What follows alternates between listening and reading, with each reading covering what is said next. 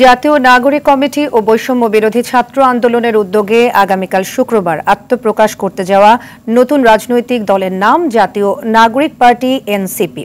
তরুণদের রাজনৈতিক দলটির আহ্বায়ক পদে নাহিদ ইসলাম ও সদস্য সচিব পদে আক্তার হোসেনের নাম চূড়ান্ত হয়েছে। এছাড়া নাসিরউদ্দিন পাটওয়ারীকে প্রধান সমন্বয়কারী, হাসনাত আবদুল্লাহকে দক্ষিণাঞ্চলের মুখ্য সংগঠক ও সার্জিস আলমকে উত্তরাঞ্চলের মুখ্য সংগঠক পদে চূড়ান্ত করা হয়েছে।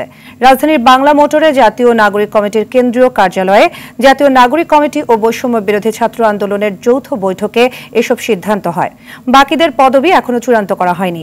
আগামীকাল বিকেলে রাজধানীর মানিক মিয়া অ্যাভিনিউয়ে নতুন এই দলের আত্মপ্রকাশ অনুষ্ঠান হবে। সেখানে দলের শীর্ষ পদে মনোনীতদের নাম ঘোষণা করা হবে।